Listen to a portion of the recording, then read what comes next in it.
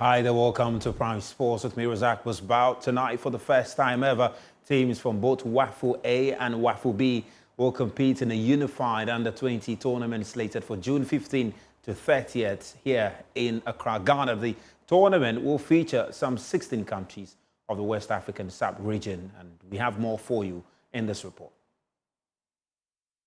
Ghana will host the maiden edition of the Under-20 WAFU A and B Boys Cup from June 15 to 30th, 2025.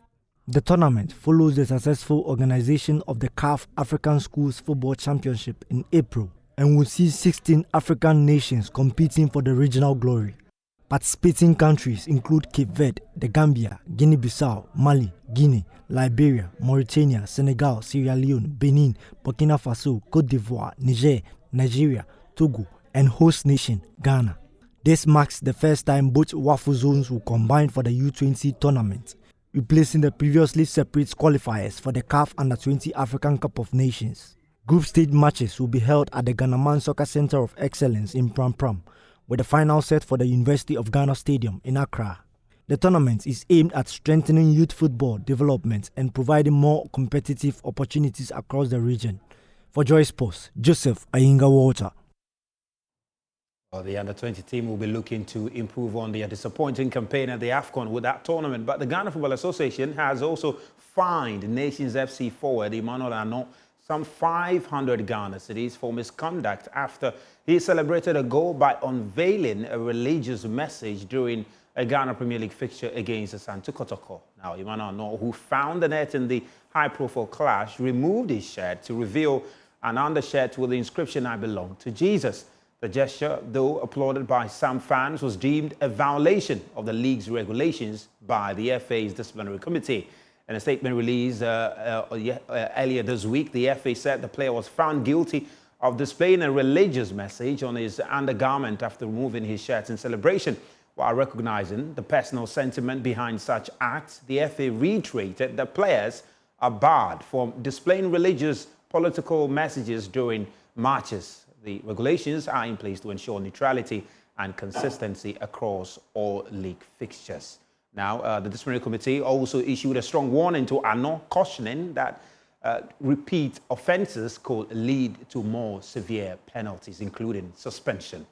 Meanwhile, the player has taken to social media X to respond to this disciplinary action that has been meted out to him by the FA, and he said, on quotes, that why can footballers celebrate LGBTQ plus sexuality but not their love for Christ? He asks, and quotes Romans 14:8, says, if we live for the Lord, and if we die for the Lord. So whether we live or die, we belong to the Lord.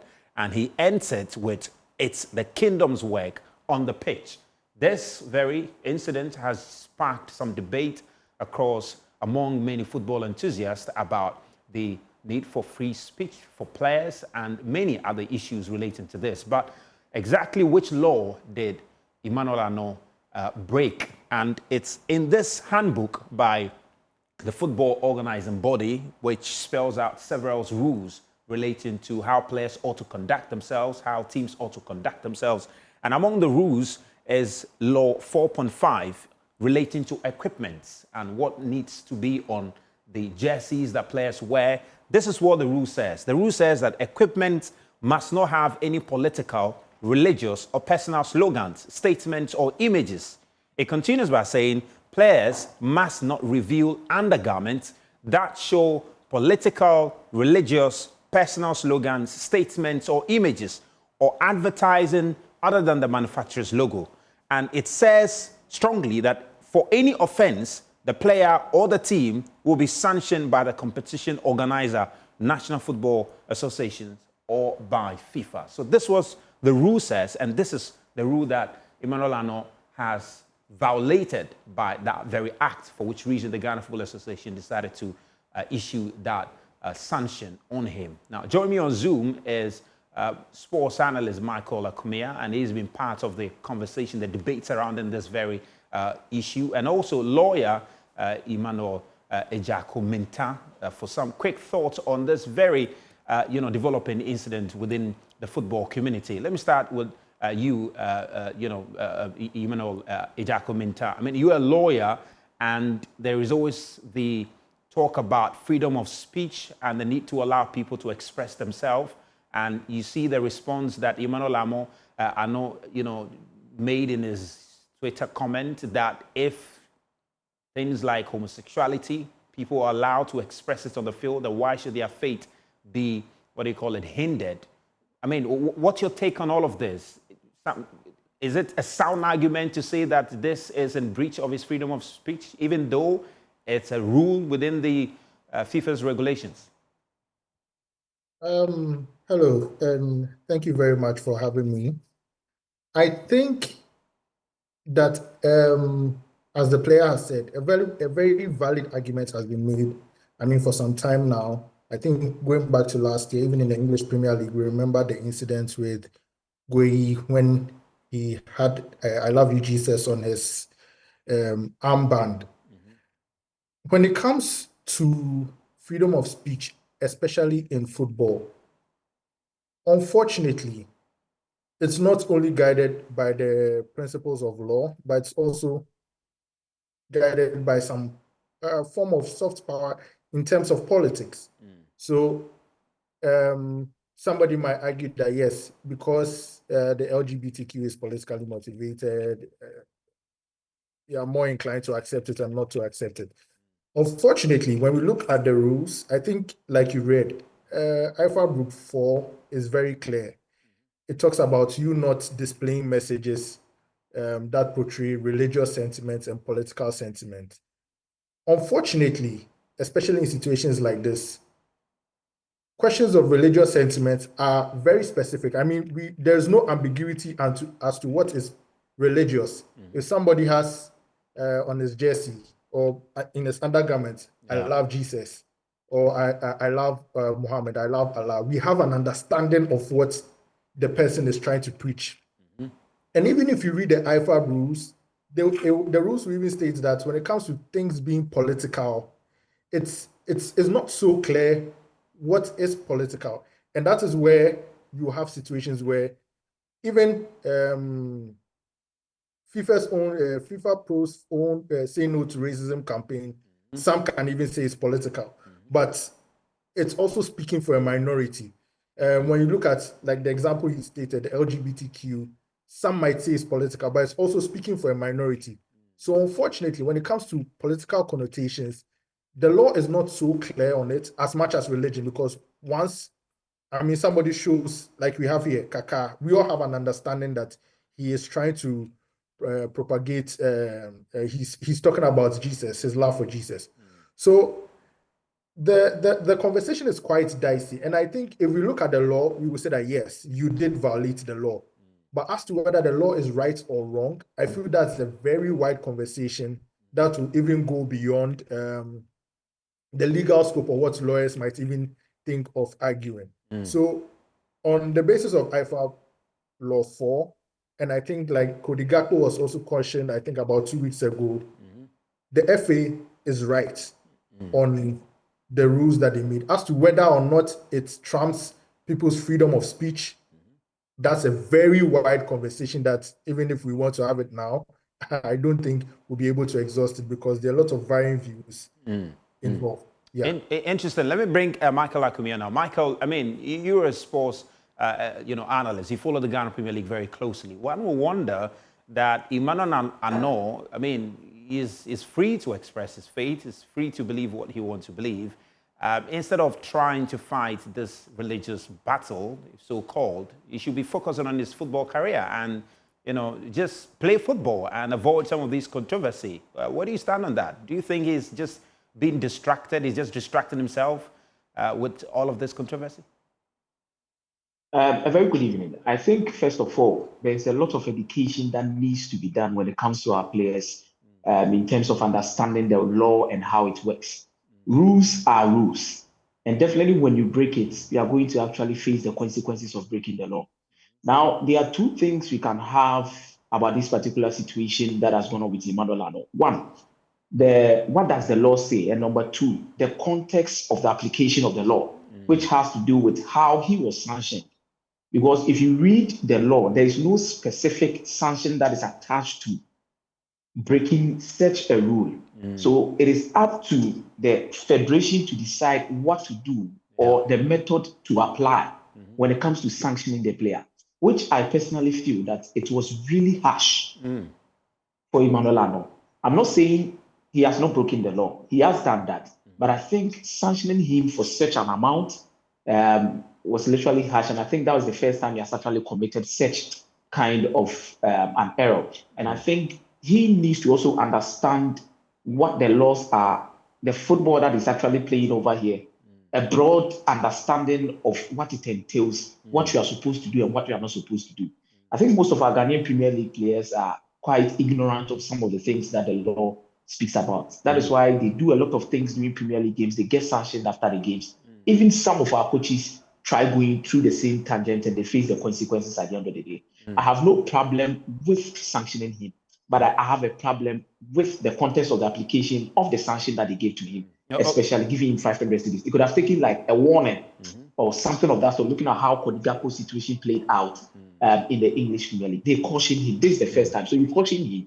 Then subsequently, if anybody does it again, then you know how to take it too. Emmanuel, let me just bring you finally your thoughts on this one.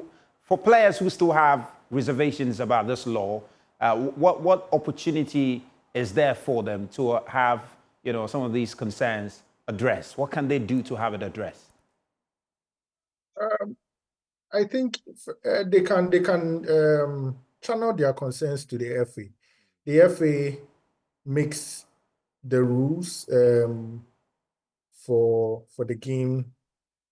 They can also, and so if any change is to happen on a local level, especially since their game is being regulated by the Ghana Football Association, GFA will have to make in some inputs to see if the law can be changed within the context of the Ghanaian game. However, I feel that is pretty going to be difficult because of the IFAB rules. IFAB rules governs every association around the world. So if you're going to get a change, it has to start from IFAB. And that's a very big and wide conversation. To an extent, some footballers can say, okay, maybe they want to challenge the application of the IFAB rules in Ghana in relation to constitutional provisions. So you realize that in Ghana, in our constitution, we have a provision that says a person shall not be discriminated on based on their religious views, based on their gender and whatnot. You can challenge its application in Ghana, and GFA would have to amend its application just in Ghana. But that would mean that you'd have to go through the court process to all that.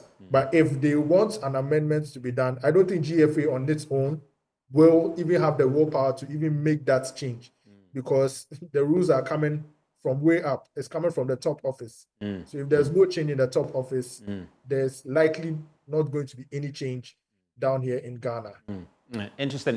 Thank you very much. And Michael, let me just end with you and just a quick one on what the future looks like for Kumasi Asante Kotoko following their MTN FA Cup, game against Bekum Chelsea. They've managed to make it to the final. Now they've got an opportunity to win a silverware and play in Europe. We understand there's been a few talks about the next head coach of Kumasi Asante Kotoko. Max Okunedu has been mentioned. CK Akona has been mentioned. What have you been picking, from the camp of Kumasi, being based in Kumasi and all of that? Give us some updates on that. Quick one.